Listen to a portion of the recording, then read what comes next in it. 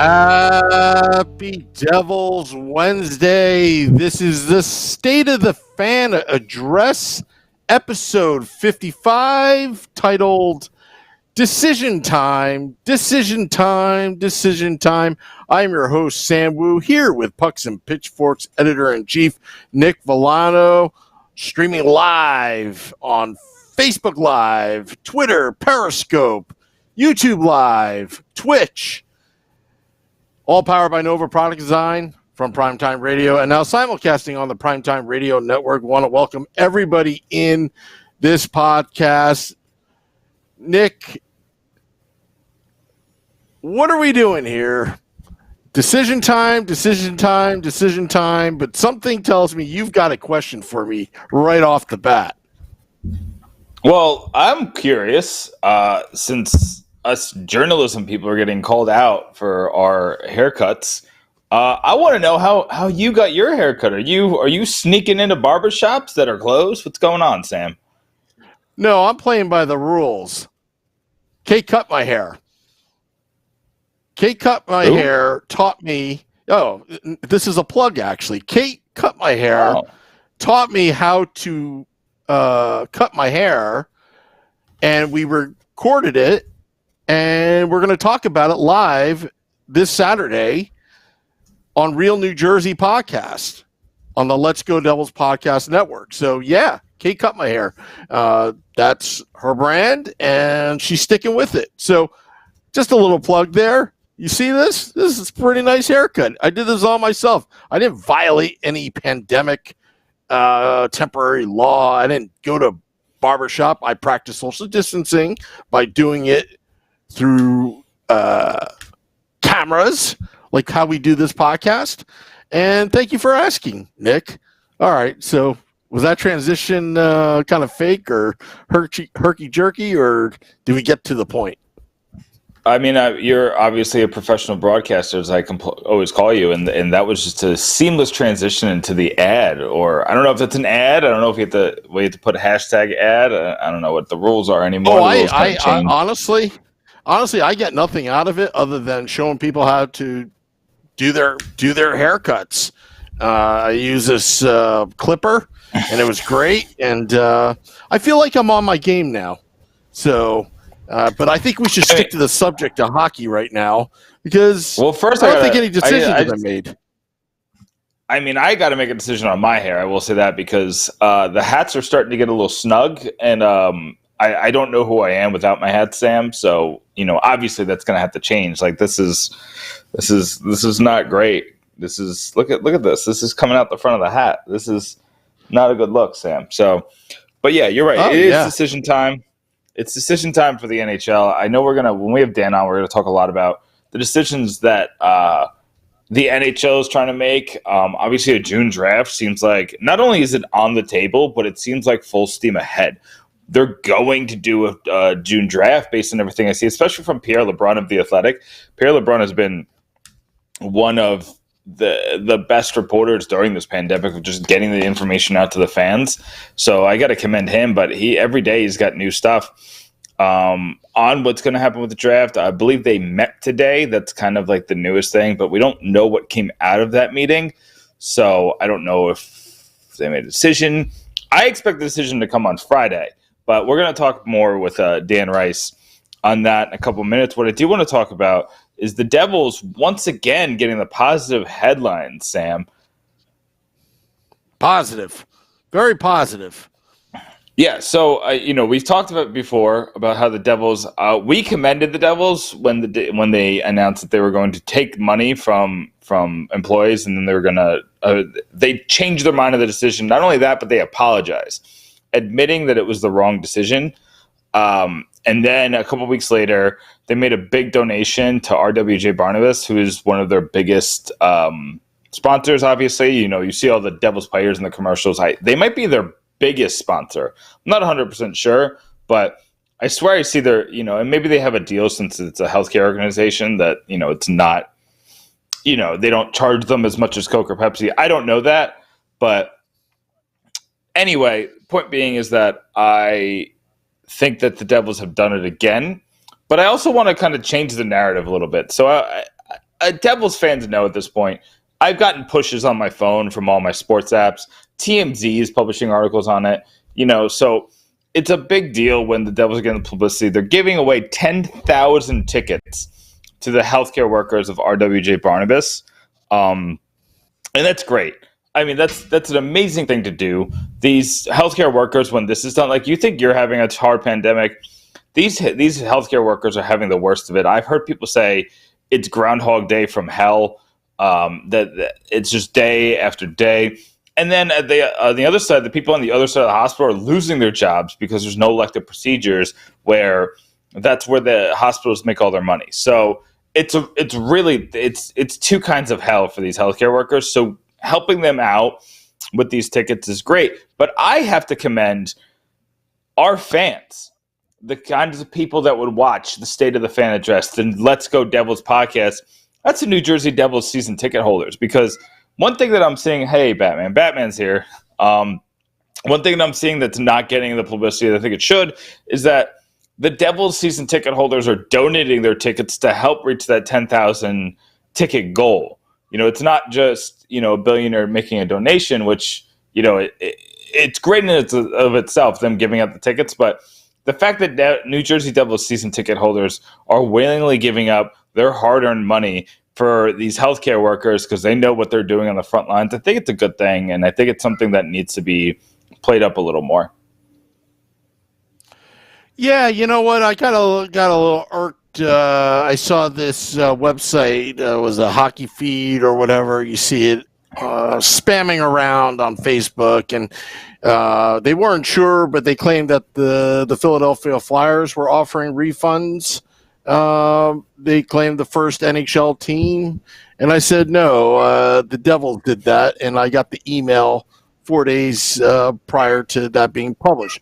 Regardless, this is not about a competition of who's doing what. It's good that the Flyers are doing it, but speaking from New Jersey's standpoint, Nick, the ownership group, the management group, since the shutdown, the pause, have really impressed me. I mean, yes, they made a mistake. They apologized for it, and it takes a lot to apologize and just admitting, hey, we screwed up on this one. And, more and more, it's like you talk about hard-earned money. The next credit card payment or check you write out to the New Jersey Devils, at least you kind of know that, you know what, you kind of know where management stands on things outside of hockey. Makes you kind of feel good writing that. Nobody wants to pay season tickets. Once you see that bill, you're like, a few grand, blah, the team's not doing well. Now it's kind of like, you know what, great ethics. They're not doing it for PR. They're just trying to do the right thing. During a very tricky time, even then, yes, I hear that the owners have a lot of money. They're billionaires. They can afford it. I'm telling you, they're taking a hit too.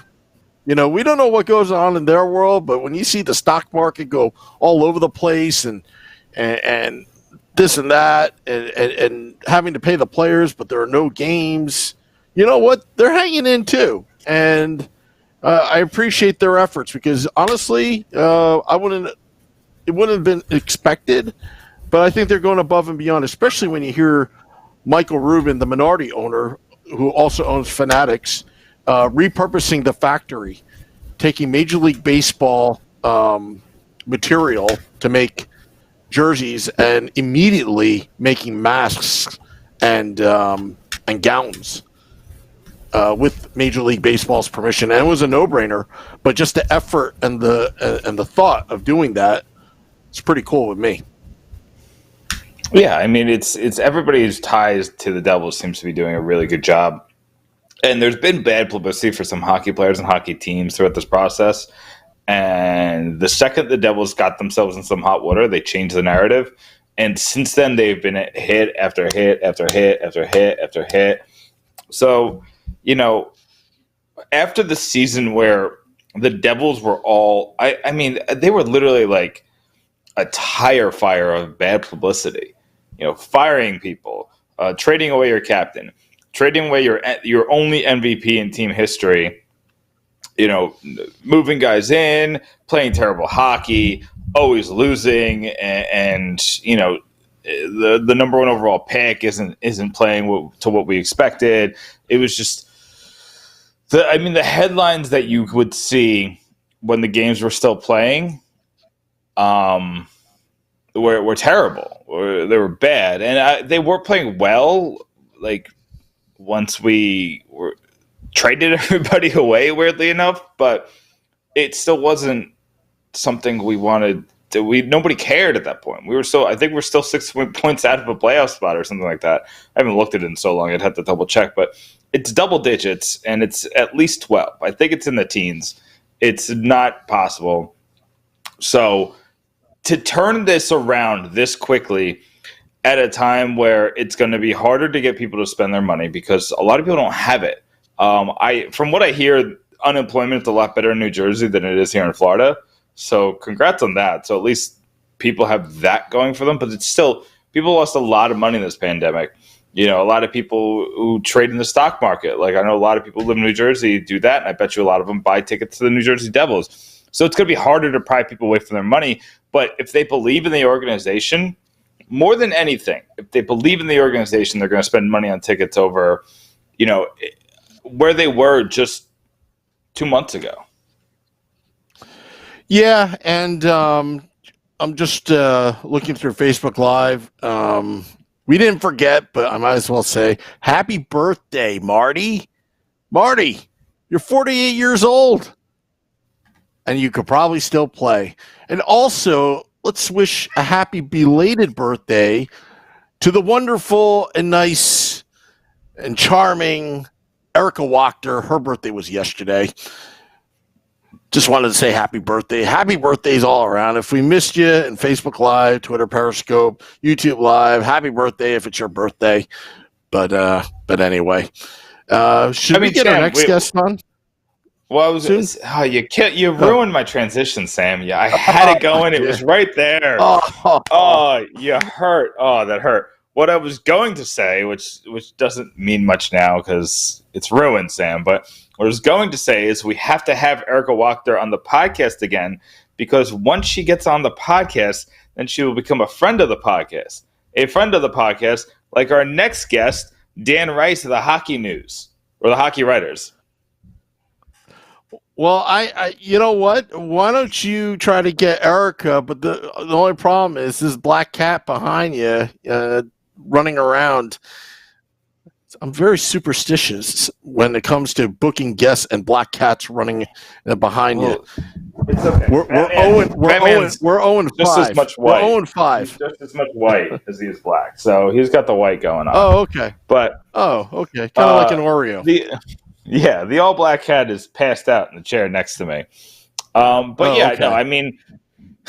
So we are going to talk about the draft tonight. I've given a lot of my thoughts on the draft, especially the players I think that the Devils are picking. We have all of my pieces are up on who the Devils are going to pick with the 6th pick, the 10th pick, and the 17th pick. We're going to dive a little deeper later this week. Stop it, buddy. We're going to dive a little bit deeper later this week with that 4th round pick, that 5th, those late bloomers, who they're the kinds of players I think the Devils could pick in those rounds. That's always kind of fun because you're digging deep. I'm going to warn you, though, I probably won't find a lot of pictures of these guys, so I'm going to have to get creative with that. But that'll be a lot of fun. That'll be coming out in the next couple weeks.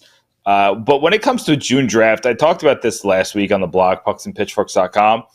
I think it's a good thing for the New Jersey Devils. It's positive for them because, I think that they're going to end up getting the 3 first-round picks, especially after Per LeBrun. What he said, he was basically saying that the Vancouver Canucks would be happy to give up the cost-controlled pick this year at 17 rather than an unprotected pick next year, which made little sense to me personally.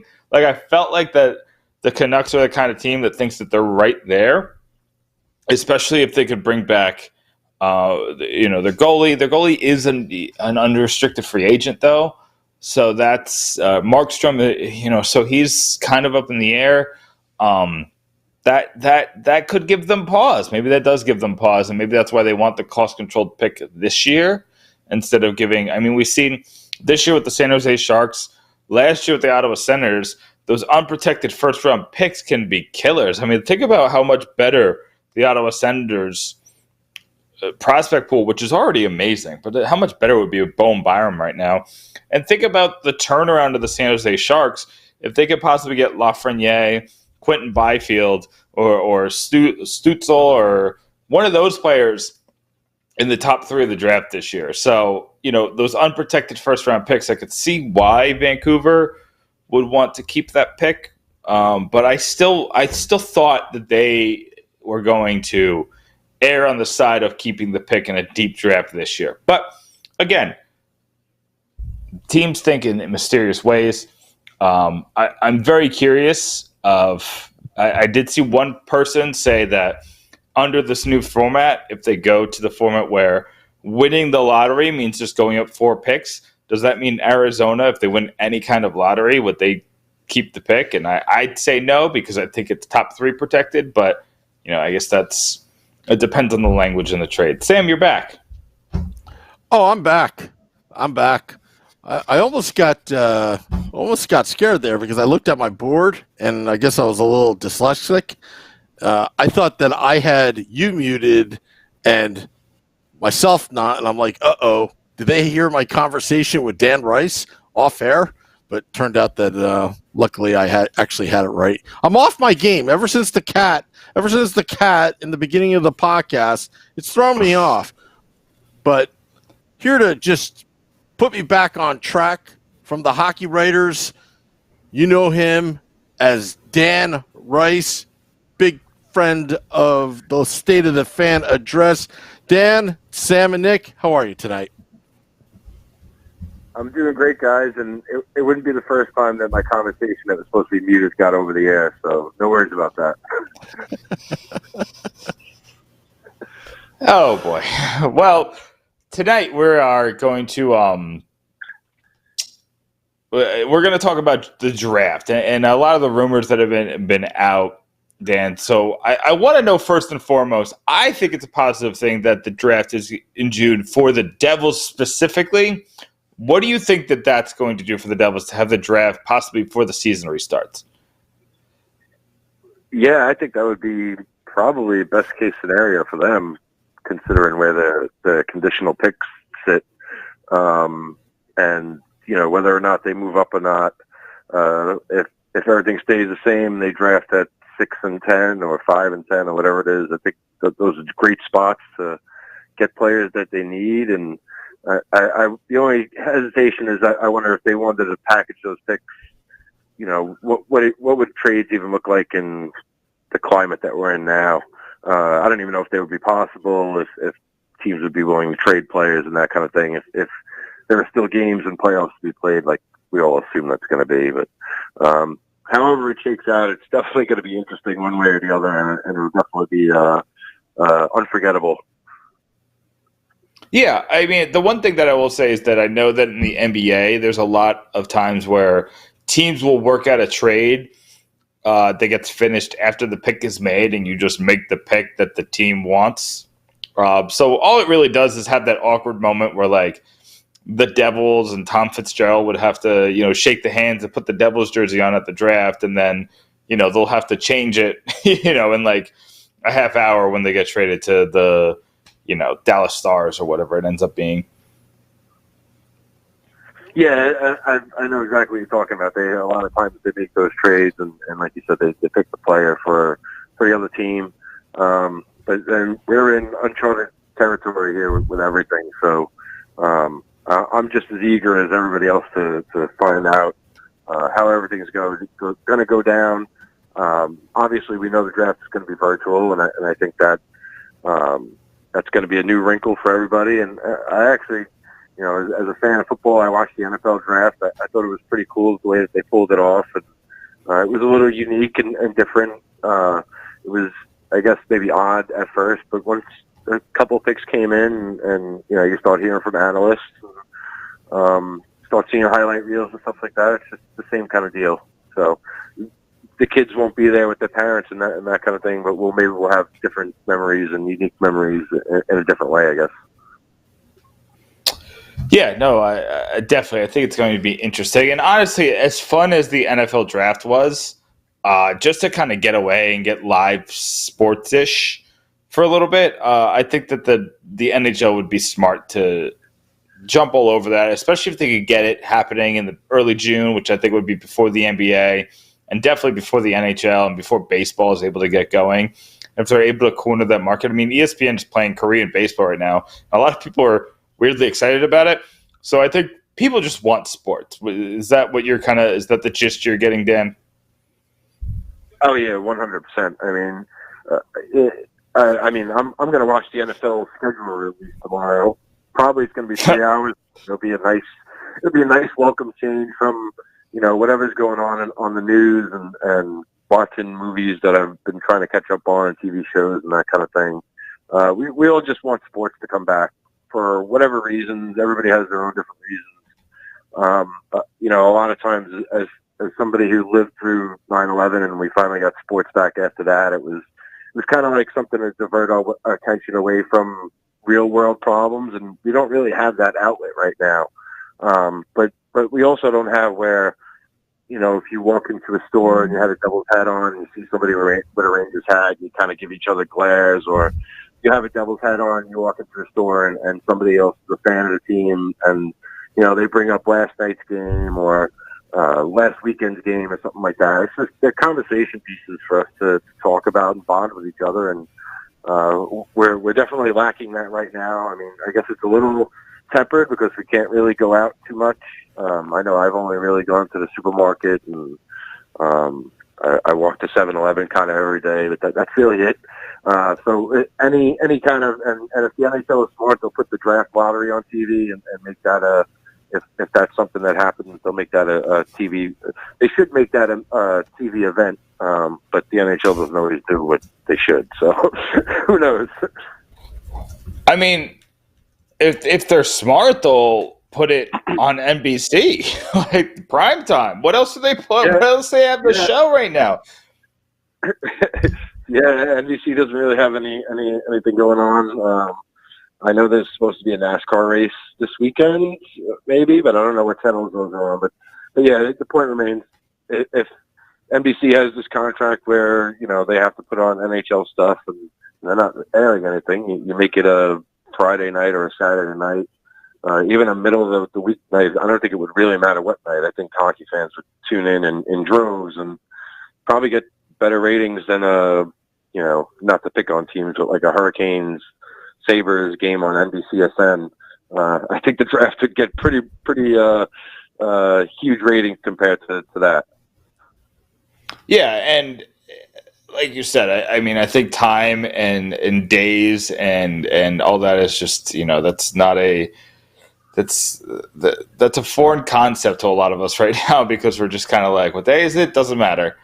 It's Groundhog Day all over again. Feels like we all want to go back to February 2nd because hockey was being played and, a lot of this was kind of on the back burner and there was hope, but it is what it is. So let me ask you this. I've been asking some of the guests lately, because a lot of the news has been surrounding a possible return, and it sounds like they're going full steam ahead with returning all of the teams and playing regular season games. So what's it going to look like for players like Travis Zajac and Corey Schneider and the veterans of this team who don't have a ton to prove? I mean, maybe Schneider has something to prove, but like Zajac has nothing to prove. And, a couple of these other veterans, it's just kind of whatever. And then players like Nikita Gusev, you have to pry away from Russia. And, I'm sure Nico went back to Switzerland. And it's just it's a lot of things that they have to get done just for them to come back for a season that's lost. So what's that going to look like, Dan? I've thought about this a little bit. And first of all, I think every professional player, I think they're competitive. I think they want to be the best at what they do.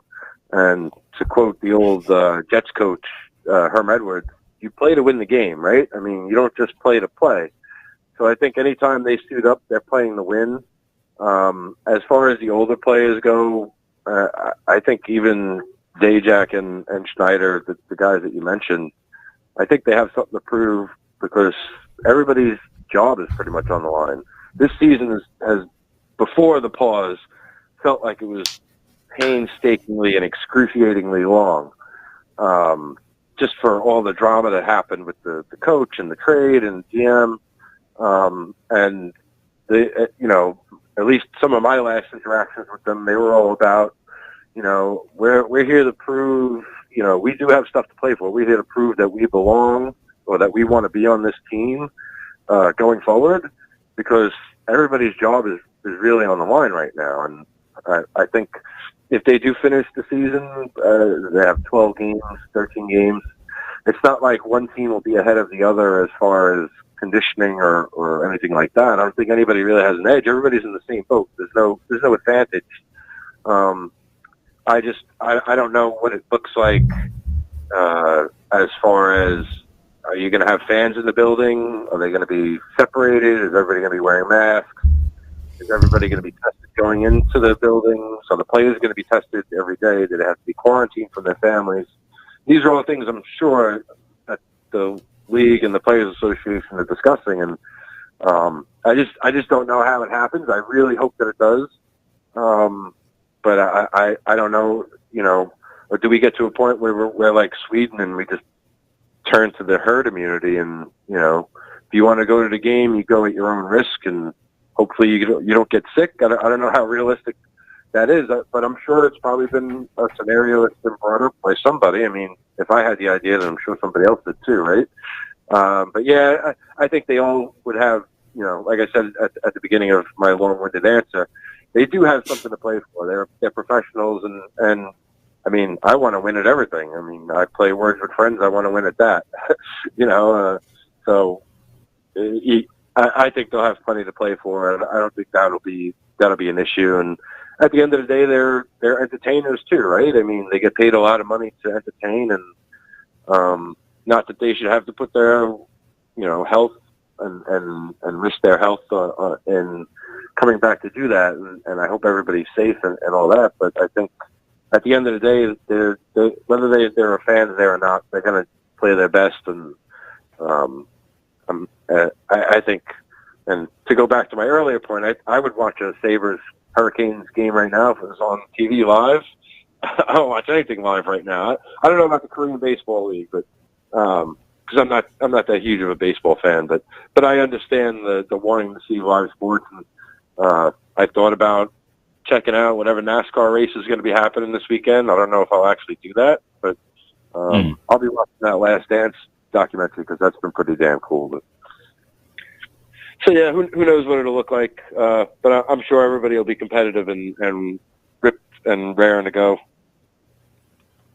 So you brought up the Last Dance documentary. So now I have to ask: is there something that you think happened in Devil's lore that you'd be willing to watch a documentary that long on, or is there something on Devil's lore that you want to see a documentary, a no holds barred thing like Last Dance has been?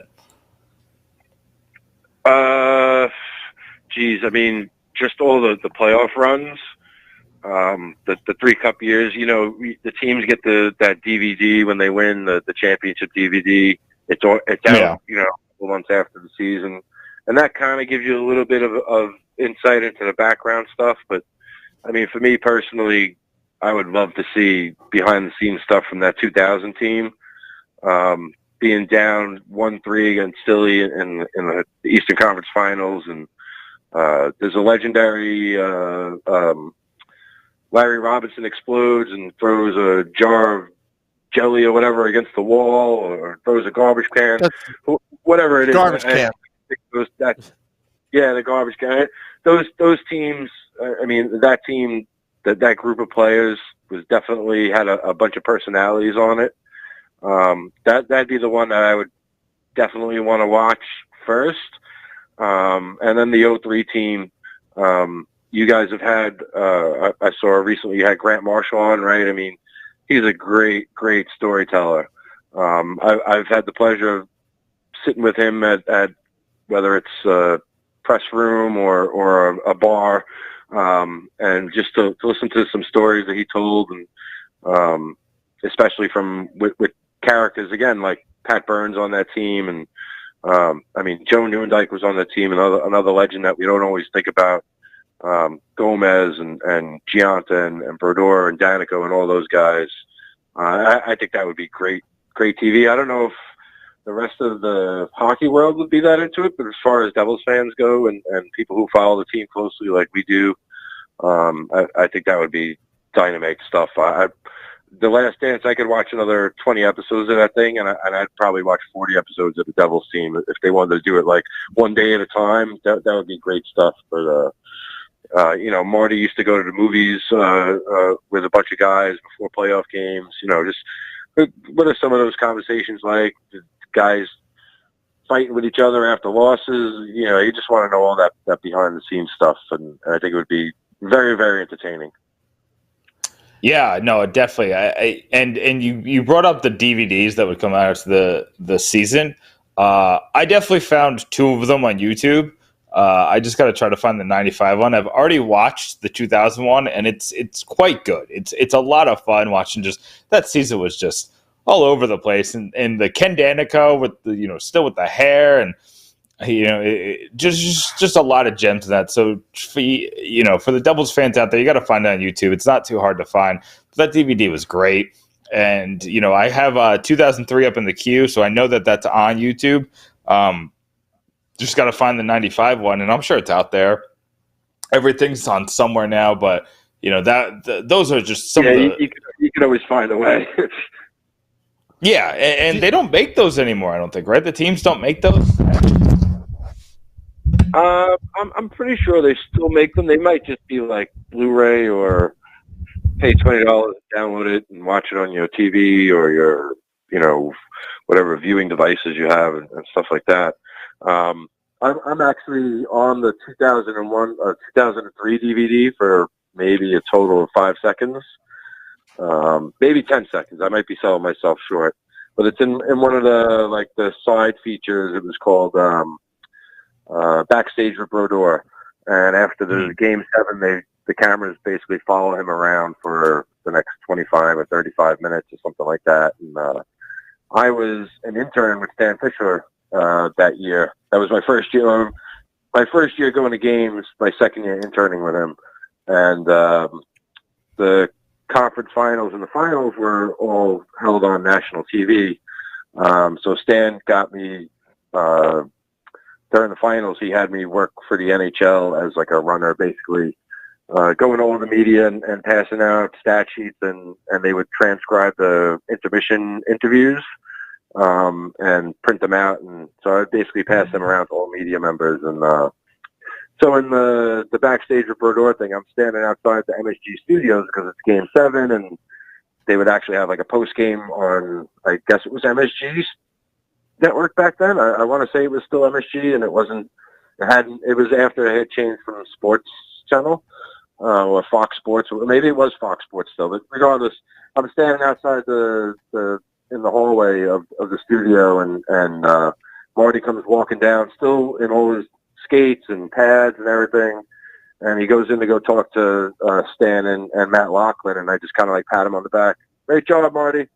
And that's my 5 seconds, and then when he comes back out, I think I might have said it again, or you kind of see like a piece of me in the hallway. So there, 10 seconds of fame. I'm in thousands of homes, I guess mostly in New Jersey. I don't want to say worldwide, but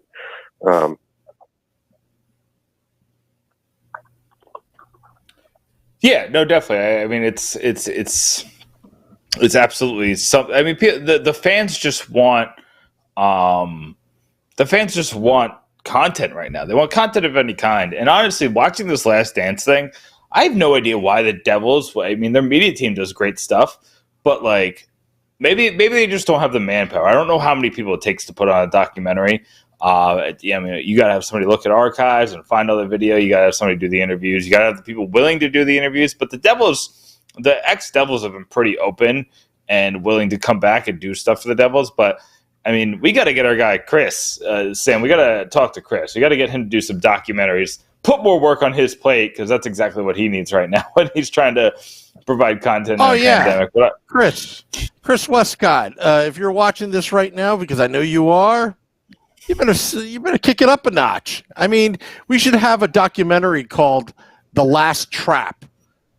The Last Trap, because those three Stanley Cups, they changed the rules in 2004, 2005. We had a lockout over it. Salary cap, a trapezoid. All right, a trapezoid to defend against one man's skill, Martin Brodeur. The 2-line pass. Remember that? You couldn't do that, right? Because that is, because you used to have to, get the puck through the neutral zone. You couldn't make a 2-line pass. Okay, they wanted to free it up because the trap was so good. And who was the best that era? The New Jersey Devils. They had the best players for the system, and they did it so well. It's not easy for a goaltender like Marty Brodeur to only take 18 shots and keep himself awake. Would you agree with that, Dan? The Last Trap? 100. I would watch the sugar honey iced tea out of that. I don't know if I can curse on the air, and I didn't want to, so I'm sorry. But yeah, I mean, they, like you said, they made a rule. For one player, it's still ridiculous to this day why they still have it. There was maybe one or two other goalies that could actually play the puck very good in that era. Guys are a lot better now at it. But yeah, that would be great. And one of the things that doesn't get talked about is they were successful in an era where there wasn't a salary cap. When teams like the Rangers and the Avalanche and the Red Wings and the Blackhawks and the Bruins, they would spend money and money and money, and there was no penalty, and they just couldn't. And then they would just cut all these guys because they didn't turn out to be the guys that they paid all that money for. And the Devils did it without spending to the supermax. They had guys that had team friendly deals. Brodeur was negotiating his own contracts. I mean, I'm sure he pissed off the Players Association because he was definitely taking less than market value. But the teams basically couldn't control themselves from spending ridiculous amounts of money. So, yeah, that era, and you mentioned the 2-line pass thing, man. I haven't thought about that in a while. And when you mentioned it, I was like, how stupid was that rule? But at the time when they changed it, it was like, all the old-time hockey guys, the old classic guys that are, you can't, this ruins the game, it's not the same, and blah, blah, blah, blah, blah. That was a great rule to get rid of because it was dumb. You open up the game so much more, and all these guys are always complaining about being clutched and grabbed. Well, maybe if you didn't have that 2-line pass in there, you would have been able to break away from some of these other guys. I mean, you can still get whacked. It prevented, Dan, all of hockey, college, high school, that rule never existed. It was just the NHL at the time. And if you can't even get any speed through the neutral zone with that rule, I agree with you. Yeah. Because in order to beat the trap, I mean, one of the ways is speed. And because it was such a clutch and grabbing league back then, I mean, you talk about The Last Dance, and who's that player on the Golden State Warriors? His name is Curry. Is it Stephon Curry? Oh, yeah. He was so amazed about the era, how serious Jordan and Pippen, that how brutal it was. But then again, they didn't have to face the 24/7 media. I would love to go back and see how the New Jersey Devils, during that era, how Scott Stevens was able to lead a team. Because, to be honest with you, I don't think Scott Stevens would have been on Twitter as the captain. I think he would have been radio silence. If I'm not mistaken, didn't Lou have a social media blackout with the players when he was here? Yes. He didn't. It was more of a. It wasn't a rule, but it was like an enforced rule. But it was like, hey, if you're on the team, we don't want you doing this. We want you focused on business at hand and what we're paying you for. Was it maybe Marty and Patrick were the only ones that had accounts, and they never used them anyway. or Brodor's brother was the one that controlled his account or something like that. So, but yeah, I remember Patty had an account, but he never really used it. Yeah, he never posted anything other than like the first, like, hey, this is my first tweet or something, and that was it. But yeah, I imagine having social media in that era when guys were getting paid gazillions of dollars and then falling on their face, like a guy like Bobby Holy taking all that money and going to the Rangers, or Gomez. I mean, it would have been wild times, and it definitely would have been different to see how players reacted to that back then. But yeah, that'd be some wild stuff. Exactly. That's funny. Yeah. No, the funny thing, I mean, but to be honest, like how, besides getting trouble on Twitter, I mean, hockey players' Twitters aren't that interesting. I mean, the best thing we've gotten out of Devils hockey Twitter ever was Taylor Hall saying "What's up" to Selena Gomez.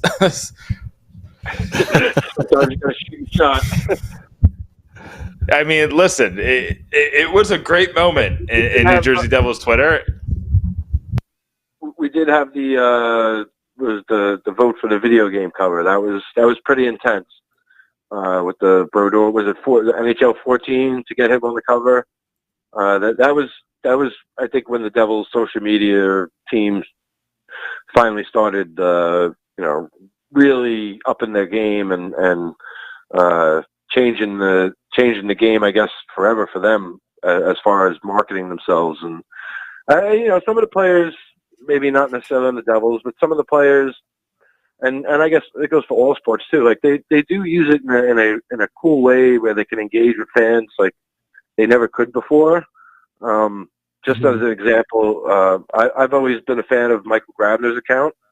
And he's a guy that some Devils fans will know. He didn't have a great stint with them after being acquired at the trade deadline a couple of years back. But I think he does it the right way. He has fun with it. He engages with fans.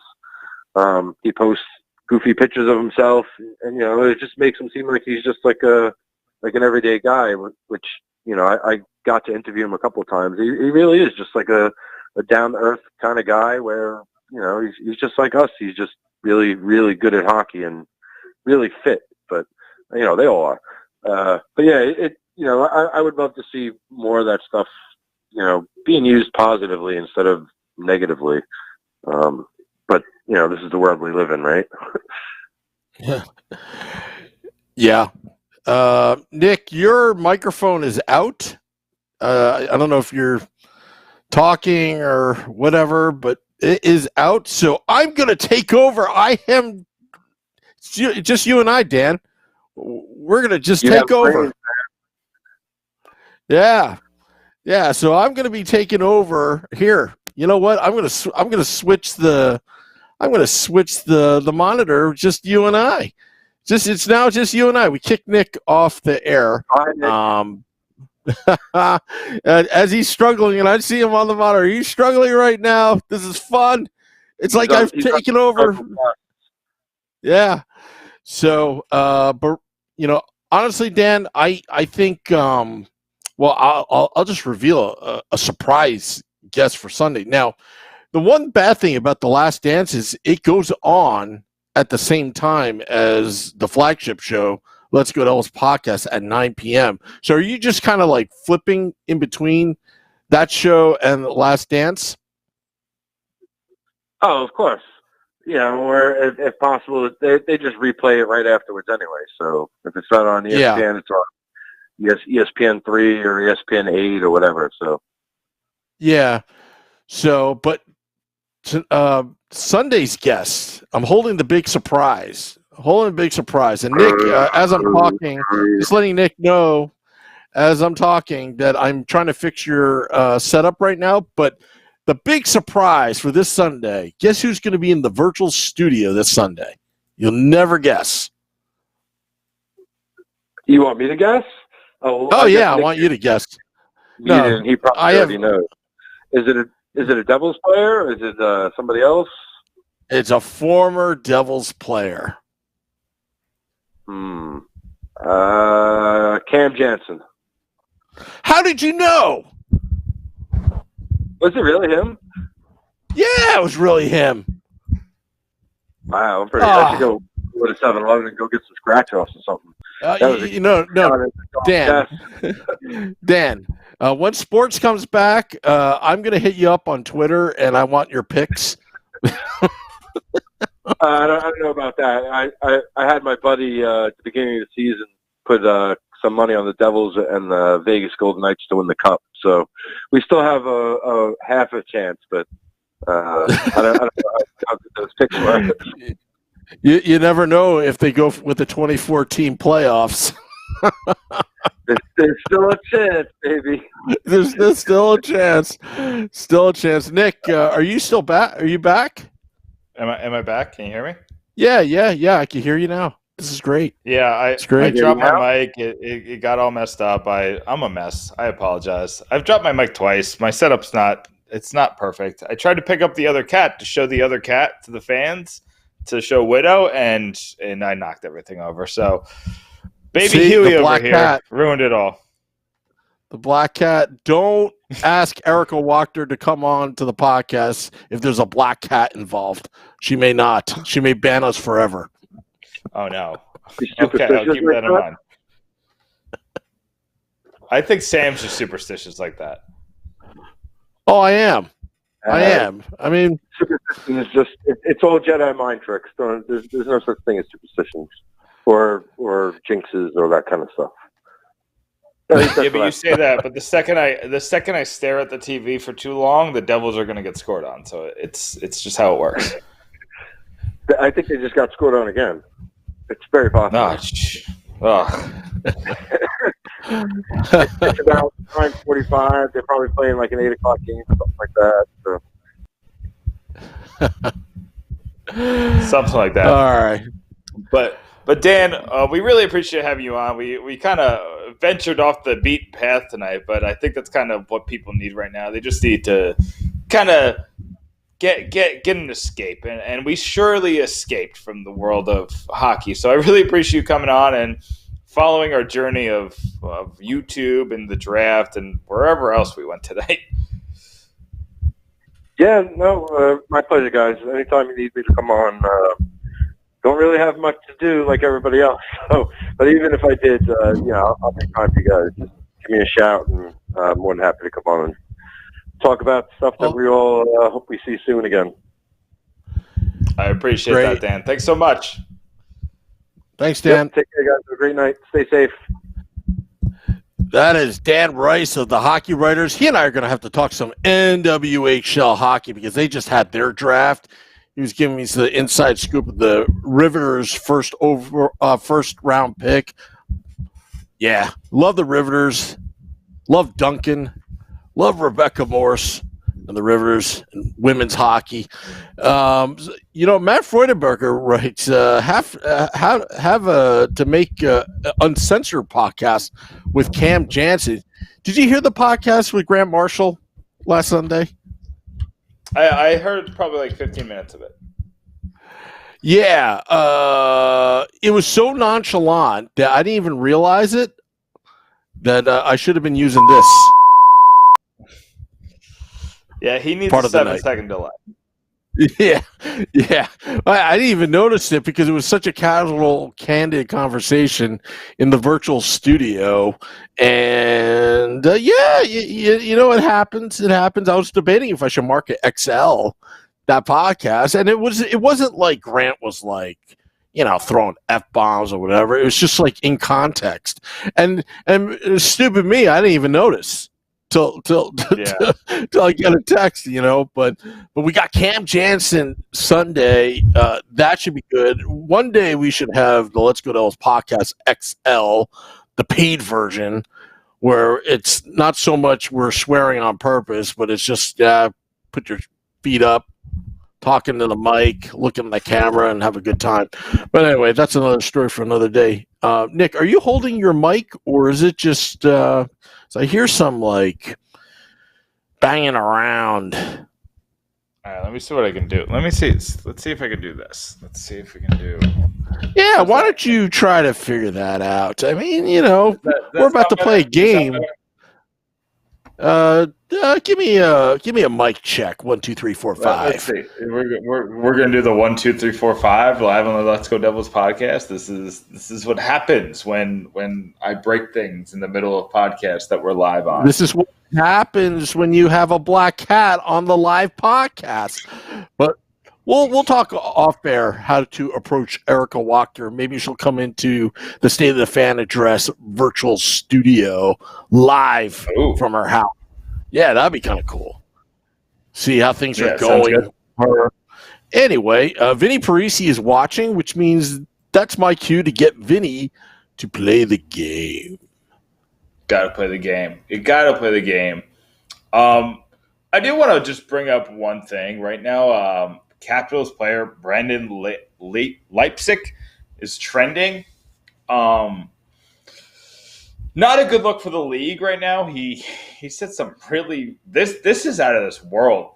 He said pretty derogatory comments about the wives of other players, and honestly, I don't know how he comes back from this. Not only did he say it about the wives of other players and calling women terrible names and sexualizing the wives and girlfriends of his fellow NHL players is bad enough. But then on top of it, he disparages his own teammates. He calls them, I think he called them bums, or he said like F those guys. It was not great. So I don't know how Brandon Leipsic is going to return from this. If they do come back in a month or two, I don't think it's enough time for the players to forget this. I think the public relations nightmare that he's facing right now. I mean, he deleted his Twitter and his Instagram, which is not a move I usually like. That's usually just running away from the problem. But I honestly, to goodness, don't know. I mean, I guess like Sean Avery has said some things about some people and people still gave him jobs. I just think it's a different world now. Like it just is. And saying these things about people like that just shows your character. And I feel like the NHL wants to be a character league again. It kind of strayed away from that for a couple of years just to kind of get personality. But now they want character again. So, I think that things like that just don't have a place in hockey, and I just don't see him coming back. I just saw it was trending. So it was interesting, so I just wanted to see kind of what it is. I just want to give my take on it. I don't know what he does, and you know what? I'm going to compare this to the Mike Hoffman thing. The Mike Hoffman thing with Erik Karlsson was just I can't put words to it, but I mean, if you don't know the Mike Hoffman, Erik Karlsson thing, it's one of the most insane stories I've ever heard of in my life in sports. And I guess he recovered from it, and now he's going to get a big contract for agency. So I guess anything can happen. But Brandon Leipsic is not as good as Hoffman. So and that obviously shouldn't have much to do with it, but it does in reality. But that was a lot in the 3 minutes that you were gone, Sam. We're going over the Brandon Leipsic controversy. I don't know if you heard about it or not. No, I've not. So he basically called like NHL players' wives fat and said derogatory things about like Connor McDavid's girlfriend, and a bunch of like his Instagram chats got hacked and leaked. So now the NHL is dealing with the fallout from that. I said I don't know how, but another thing is he called his own teammates like terrible. So thank God I don't have to play with them on the line. So interesting day for Brandon Leipsic. Not great, Bob. It sounds very Sean Avery-esque, doesn't it? It sounds. I literally mentioned. I was like, I guess Sean Avery got another job, but I think that was only 10 years ago. But I feel like we're in a different world. Yes. Yeah. Wow, it's been that long. Well, guess what? Our friend is going to be coming on from the Pucks and Pitchforks blog. Contributor. But I've been reading a lot of his stuff lately. Vinny Parisi on the Nova Product Design Hotline. Vinny, you and I are pumped up for this game because Nick off air has been hyping up this game tonight. that he spent better part of 7 days trying to get 6 answers out of it. And are you ready, Vinny? Because I'm a little intimidated, not by you, but by Nick. Well, one thing, you should be intimidated by me. I'm on like a 4-game streak against you. But all credit to Nick. You know, he hyped this thing up, so I'm ready to go. I'm here. I'm ready. Let's do this. Yeah. So tonight's game, we're gonna call it Dirty Jobs. So I looked up probably 200 NHL players that have played for the New Jersey Devils, and about 150 of them, the job they had after they retired from the NHL was a hockey job. So I was trying to avoid those players, the players that either got an analyst job, a scout job, a coach job. I didn't know there was this many jobs in hockey, but everybody got a job. When Mike Danton got a job after he went to jail, he got a job in hockey. And, he has turned his life around, so good for him. But, man, everybody getting jobs in hockey. So I found 6 guys who left the NHL world after playing for the New Jersey Devils and now have a strange job. So are we ready for this? Yeah, I'm ready. Oh, yeah. Good. So we're going to start with Bobby Holik. Bobby Holik, former number 16 for the New Jersey Devils. He retired and he moved to Wyoming. Now, he runs a farm in Wyoming, but what is on that farm? Vinny, you're going to go first. So I'm going to give you 3 options of what his possible job could be. This one, I'm going to give you 3 farms. You got to tell me what Bobby Holik has on his farm. Does Bobby Holik have a pig farm, a horse farm, or a vegetable farm? This is easy. Wow. Wasn't expecting this. I'm interested to learn all these things, but to act like I would know is just unbelievable. What were my options? A vegetable farm? A pig farm or a horse farm? I think the only thing that would make sense for Bobby Holik is a horse farm. That's correct. His daughter is actually quite big into the equestrian. Sam, I'll give you bonus points that mean absolutely nothing. If you could tell me what his blog is on. His blog? He had a blog on bobbyholik.com. It was something unfiltered. Am I correct? Am I in the right direction? I mean, it's not about cigarettes. No. He had a hockey blog a while back, and then it just disappeared. Bonus points. It's about how to take care of a horse. No. He has a blog that he still runs to this day that he's had for, I think, about 4 years called HolikOnShooting.com. And it's about him and his love for the Second Amendment and shooting guns, and there's some interesting things on there. You learn a lot about his political views, which I'm not really. I don't care what famous people think about politics one way or another, so I usually skip that part. But he does have a lot of interesting quips about guns. So if you're into guns and old school guns and things like that, it's very interesting. So 1 point for Vinny. He got the Bobby Holik thing. So I'll give. All right. So, Sam, I'll give you. There's one that's kind of hard. So I'm going to give you an easier one because that Bobby Holik one wasn't as hard as some of the other ones. So, Jan Denis, former backup goalie for the New Jersey Devils. He didn't get a goaltending development coaching job like almost every other New Jersey Devils goaltender or GM job of some kind. Instead, he does one of these 3 things. Does he trade stocks, sell real estate, or does he own his own business? Well, the last one could be both. It could be all the above. It's not like you can't do all the above. Does he own a bar in Quebec? Is that a trick question? I don't know how that could be a trick question. I say he does real estate. That's correct. He does real estate through a company called Everton Homes. And honestly, I think he might actually own that company. So you're right. That was kind of a trick question.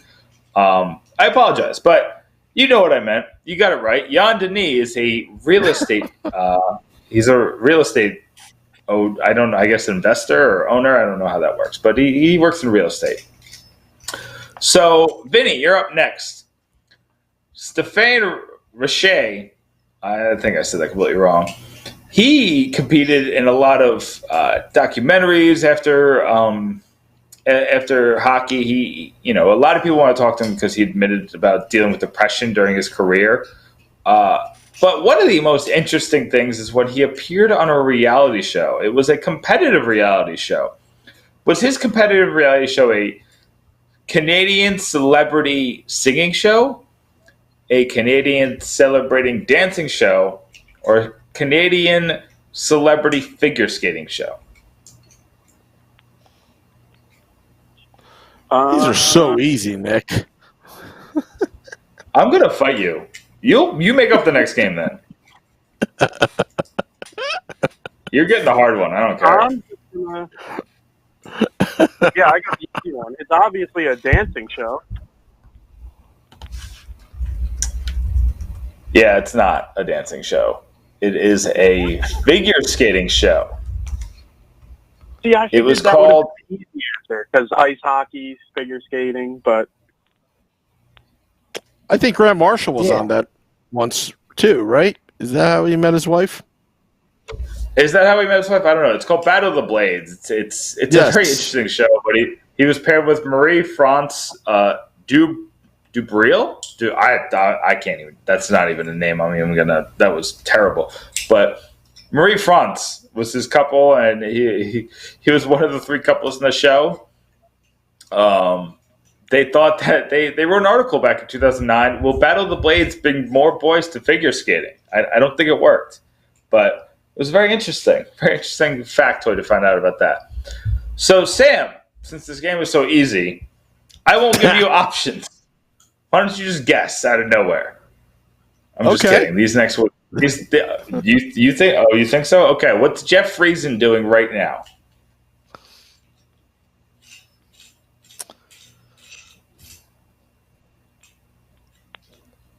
What is he doing right now?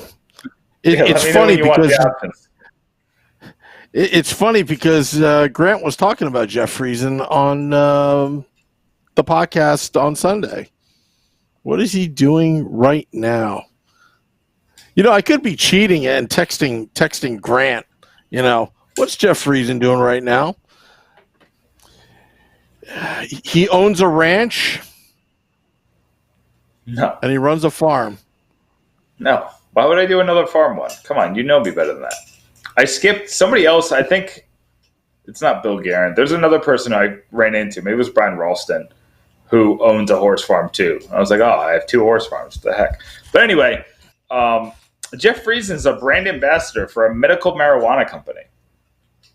You know what? You know what's really, really funny? I was about to say this, but I didn't want to be derogatory. I was about to say, when you said, what is he doing right now? I was about to say smoking pot, but I was about to blurt that out loud, but I didn't want to be I didn't want to be defaming him, but it doesn't surprise me. A lot of I thought to myself, who's going to be in CBD or medical marijuana industry? Somebody has to be by now.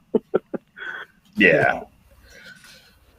All right, so we're going to go to Vinny, you're going to get the guy who has a similar name, but a much different career position and pretty much everything. We're going to go with former backup goalie Jeff Friesen. Now, Jeff Friesen only had a cup of coffee in the league, So, obviously didn't make as much as a lot of other NHL players. So what is he doing to make money right now? Is Jeff Frazee a bartender, I forgot the name of what I was about to say. Is Jeff Frazee a bartender, a mortgage loan coordinator, or is Jeff Frazee a just go with those two? Because Sam made me mad. So now I'm just going to give you two options. I'm going to go with the first one. Yeah, that's wrong. He's not a bartender. He's a mortgage loan coordinator. Vinny, you're really blowing this game. I am blowing. I'm thinking outside the box. He didn't play in the league very long. Yeah, he needs more money. He can't be a bartender. He needs a mortgage loan coordinator. He needs to make money. All right, Sam. You can win the game right here, unfortunately. So we're going to go to former Devil Lyle Odeline. Lyle Odeline is a small business owner. He owns multiple franchises. What are the franchise that Lyle Odeline owns? Does he own McDonald's, 7-Elevens, Supercut haircut places, or a pooling supply store in Canada? I like to say pooling supply. Yeah, you're wrong. He owns 54 Supercut stores across the country. Really? Yeah, he doesn't even live in Canada. He lives in Pittsburgh. Wow. All right, so we have a tiebreaker, and it's for the birthday boy, Martin Brodeur. So as you know, Martin Brodeur works for the New Jersey Devils. That was his post-NHL career. For his birthday, tell me Martin Brodeur's exact job as listed on the New Jersey Devils website. So, Vinny, you go first. Oh, I know this one. Martin Brodeur's official job. Oh. Is it team executive? What do you think, Sam? He has to be a little bit more specific than that. Oh, or are you talking about, like, what's his title? You're both going to guess, and whoever's closest is going to be the winner. Oh, okay. He is VP of Business Operations. Hockey? No, he's not hockey ops. Business Development. VP of Business Development. All right, so you both got one word correct after Sam changed his.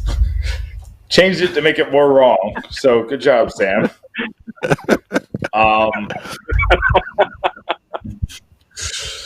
So Martin Brodeur is the executive vice president and advisor to hockey operations, according to the Prudential Center staff directory. So it changed. It must have changed. Sure, Sam, it changed because you got it wrong. It did change when Ray Shero got fired. It was very famous. Oh, you guys stressed me out. who wins? Sam wins, I guess, because he got.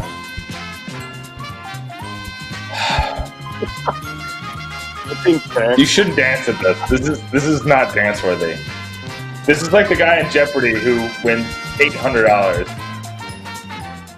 Are we declaring Sam the winner just to break the streak of me beating him, or what? No, because you came to play like you were Michael Jordan after a night in AC. It's my flu game, man. It's my flu game. No, this is your hangover game. That's what this is. This is the night after Atlantic City? Yes, this is what that is. This is a night of drinking and cigar smoke and losing $200,000 at the tables. Okay. Well, then who's the real loser here? I still think it's you. Probably. That was fun, though. I'm just saying. I learned some All new right. things. I'm glad. But thanks for coming on, Vinny. Vinny, what do you got for us this week? You've been writing up a storm, but what do you got coming up? Oh yeah, we're grading the players' seasons up to this point through the season. So I asked on Twitter who people want to see first, and I'm kind of going on a first come first serve basis. So someone suggested Dakota Mermies right off the bat, like that was the one I was totally expecting right away.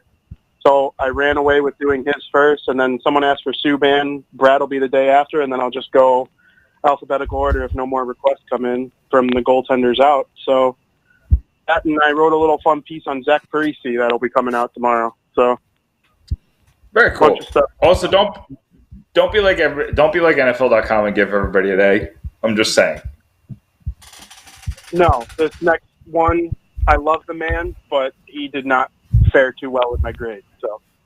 Oh no. All right. Well, that's coming on pucksandpitchforks.com this week. Vinny Parise, everybody make sure you follow. It's at Vinny Parise, right?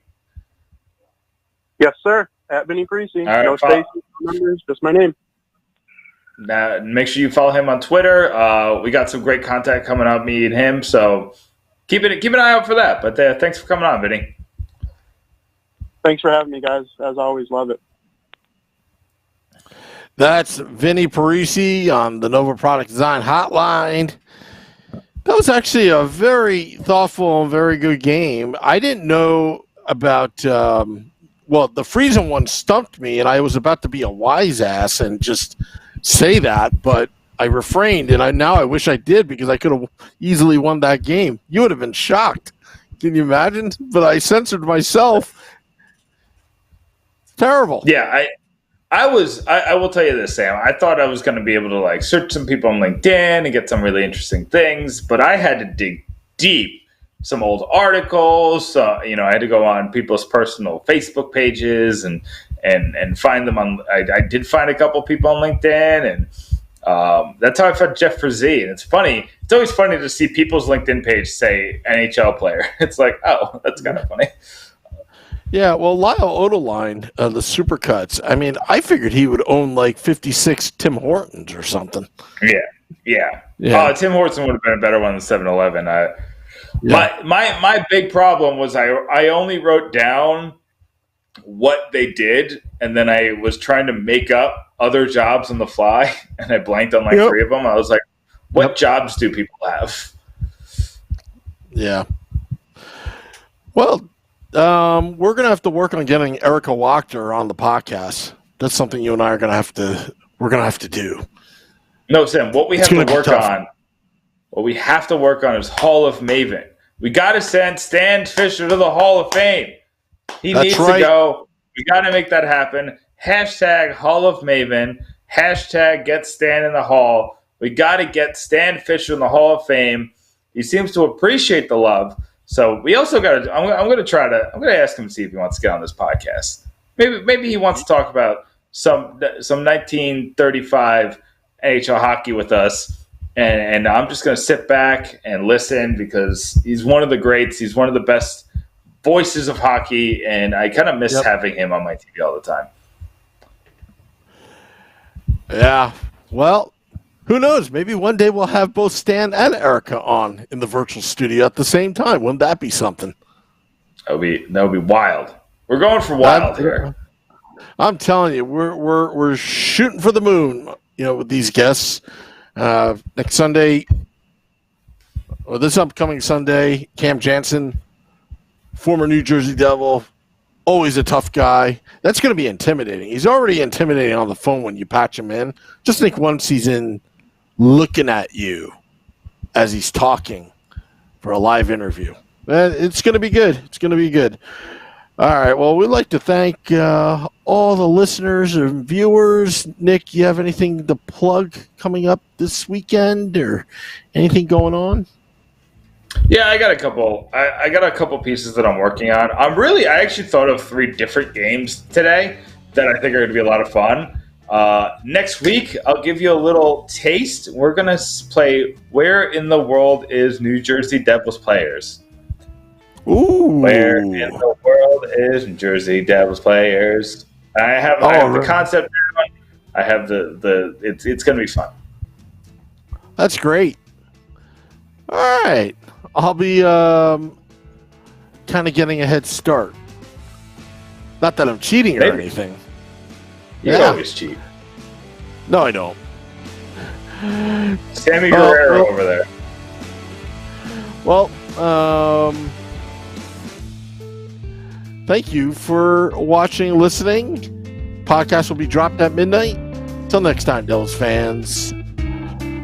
Let's go, Devils.